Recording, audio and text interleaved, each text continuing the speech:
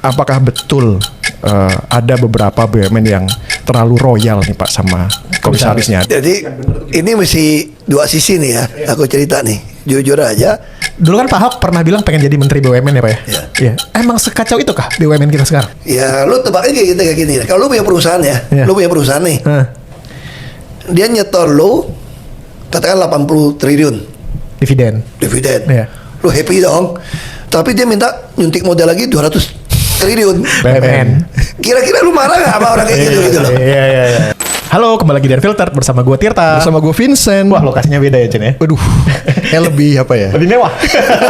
titik nol ya. Dibandingkan dengan studio kita nih agak beda ya? Agak beda. Serius. Bener. Kali ini kita ada di ruangannya Pak Ahok karena Pak Ahoknya jadwalnya padat, jadi kita yang menyesuaikan. Yes. Datangan Bapak Basuki Cahayapurnama atau nama terkenalnya Pak Ahok. Apa kabar Pak? Selalu baik. Nah, Vincent langsung Chen. Aduh, ini pertanyaan pertama nih Pak ya. Bukan pertanyaan, kita diskusi aja ya Pak ya. Iya. Saya nggak sure apa. Ini kantor gua loh. Keluarnya masih butuh lift. Iya, susah pulang ya. Tapi tadi Pak Ahok bilang mau ditanya apa bebas. As Ahok kan itu. As Ahok. Bebas ini yang kok. saya Saya kita juga bebas cekat lu turun. Siap. Ampun Pak. Ya, Pak, saya nggak sure Bapak udah tahu ini atau belum. Cuman di pidato kenegaraan kemarin Pak. Pak Prabowo sempat bilang sesuatu tentang komisaris BUMN. Ada katanya komisaris yang cuman datang rapat sekali sebulan tapi gajinya 40 miliar setahun. Saya yakin itu bukan Pak Ahok. Gitu ya. Nah, ini kan menarik ya karena Pak Ahok juga sempat jadi komisaris di Pertamina ya, Pak ya gitu. Dan yang lucu juga dynamic antara Pak Ahok sebagai komisaris dan direksi ini mungkin agak sedikit berbeda gitu ya dengan BUMN lainnya. Bapak sempat sedikit cerita juga bahwa kayaknya komisaris cosplay jadi direksi gitu. Pak Ahok sempat bilang gitu kan. Nah, menanggapi hal ini Pak gitu ya, apakah betul ada beberapa BUMN yang terlalu royal nih Pak sama komisarisnya? Dan sebenarnya model kompensasi yang benar tuh gimana? Ini mesti dua sisi nih ya. Aku cerita nih, jujur aja. Waktu aku baru masuk, aku masih kerja di swasta juga, di dua perusahaan termasuk perusahaan sendiri gitu ya. Kenapa? Karena gaji nggak cukup buat gua di Komut Pertamina. Wah, buat gua ya, buat gua nggak cukup gitu ya. Gaji ya, ini jangan bayangin gaji. Kalau cuma 100-an juta, gua nggak cukup, jujur aja. Kan gua punya anak buah banyak kok. Betul. Setiap kantor kita usaha bisa dapat lebih banyak. Makanya waktu itu saya kerja, saya masih ingat dulu ditanya, gaji lu nggak cukup ya di Pertamina ya, sampai lu masih mau kerja di swasta terus usaha gitu loh. Memang nggak cukup, gue bilang. Ya gue nggak cukup. Kenapa gue bilang nggak cukup? Aku nggak tahu ada tantim. Karena secara logika saya, kalau di swasta, pengawas itu yang nggak boleh dapat bagian sama direksi dong. Iya, benar. Kalau gue ngawasin lo, gitu ya, gue dapat bagian 45% yang ngawasin lo, ya gue lolos-lolosin aja lo supaya gue kecipratan 45% dong. Lu makan 100 kan. Nah ternyata saya baru masuk kan November. Itu dia kasih laporan dari direksi, tahun depan kita proyeksi akan rugi $1 miliar. Waduh, baru masuk bos. Bukan soal gajinya, udah gaji 100 juta lebih kalau rugi pasti orang tahu sendiri kalau Ahok kan. Pasti yang hater gue kan nyerang gue nih. Sampai sekarang kan masih nyerang. Siapa bilang Pertamina untung, Ahok rugi kayak gitu tuh. Dia kagak baca koran itu. Memang kadang penyerang tertentu lah itu mungkin. Apa kalau gue rugi nih? Langsung gue panggil direksi. Nah di situ orang ledekin gue. Mereka lapor tuh ke oknum DPR. Oknum DPR ngomong tuh, itu kamu terasa dirut ya? Kok panggil rapat? Itu kita seminggu bisa 3 kali itu rapat sama direksi. Karena aku takut rugi kan. Itu kita jalanin cost optimalisasi belum ada nama nih. Ya biasalah kita otak dagang, kalau bilang mau rugi, biaya mana nih bisa gua sembelih nih gitu. Mesti dipotong dong. Tapi juga yang mesti kita kenapa mesti panggil direksi? Saya juga tidak mau asal potong biaya yang mengakibatkan tidak ada pemasukan. Jadi bukan efisiensi, optimalisasi biaya. Lu jangan efisien akhirnya membuat perusahaan lu gak income gitu loh. Ini kan bisnis biasa. Terus yang ketiga apa? Kita mesti hindari biaya yang keluar yang nggak itulah kilang kebakar. Terus mobil tangki nabrak orang. Waduh, kecelakaan meninggal, itu semua biaya tuh. Kapal nabrak, dermaga ditabrak. Nah makanya aku mesti cegat, jangan sampai keluar duit yang nggak perlu kayak gini nih. Ya pasti tiap kali panggil direksi dong. Udah deh. Mungkin dia nggak seneng kong kali kong nih. Ngatain gua komut rasa dirut kan. Gua balas aja. Gua bukan komut rasa dirut, gua dirut nyaru komut, sialan lu, gua bilang. Gua udah gitu tuh gak. Tapi untung tahun pertama gara-gara gitu, emang kita jadi untung $800.000 kalau nggak salah.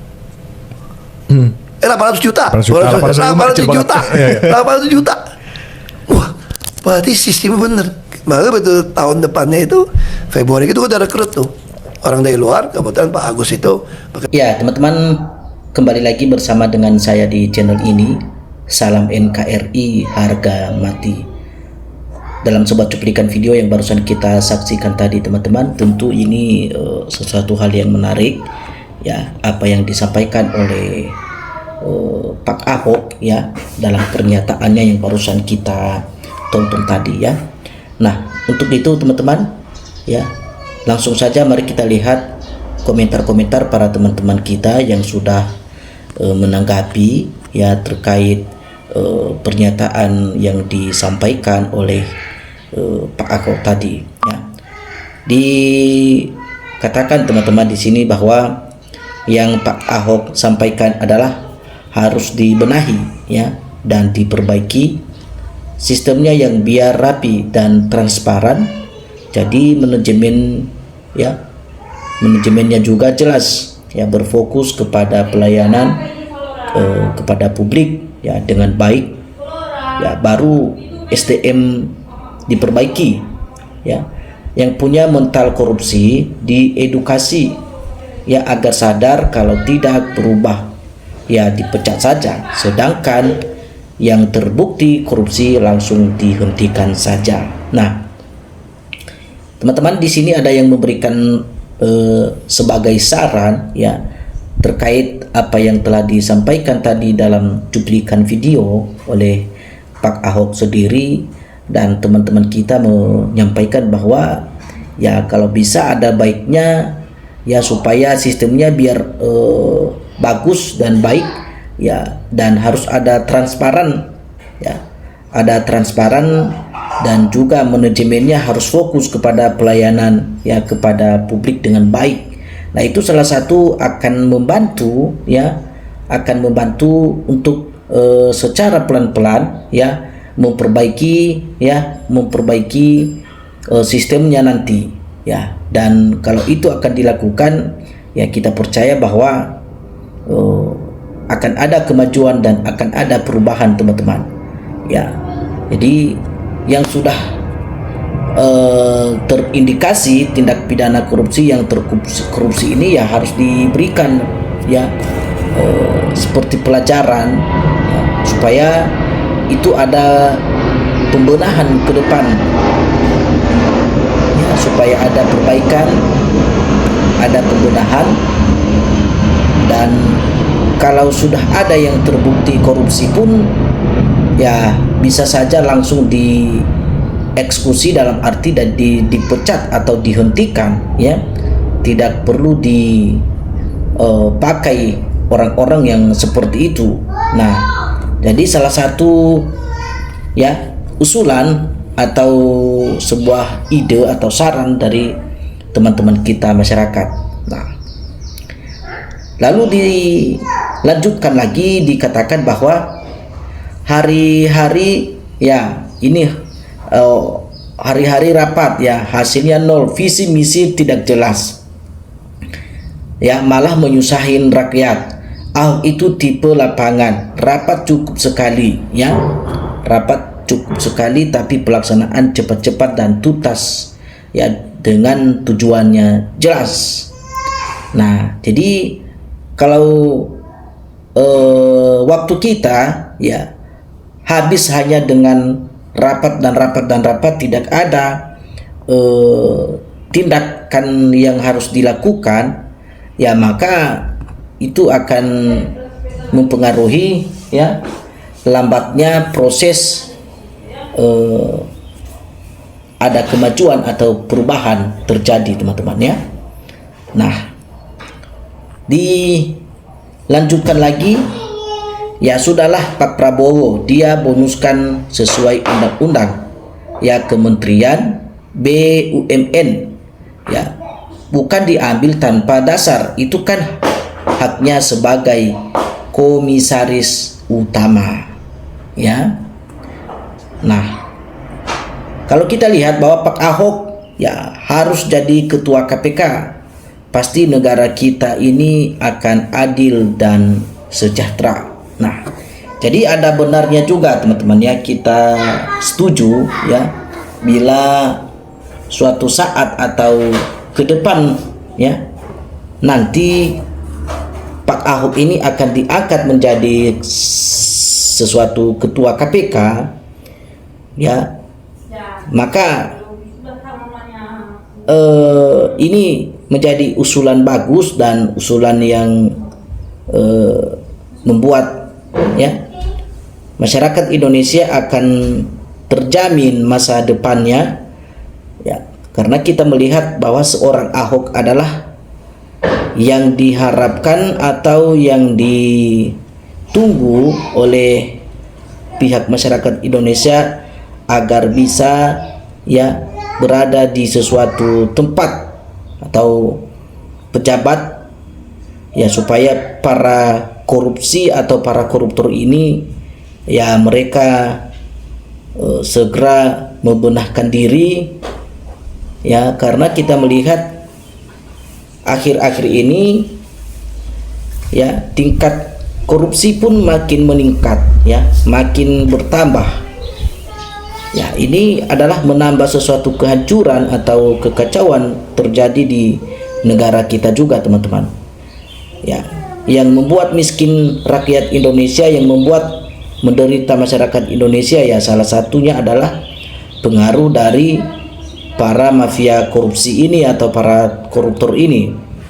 Karena ya bukan sedikit uang negara mereka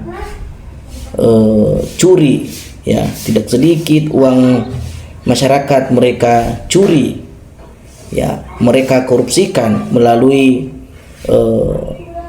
anggaran-anggaran atau dana-dana yang diberikan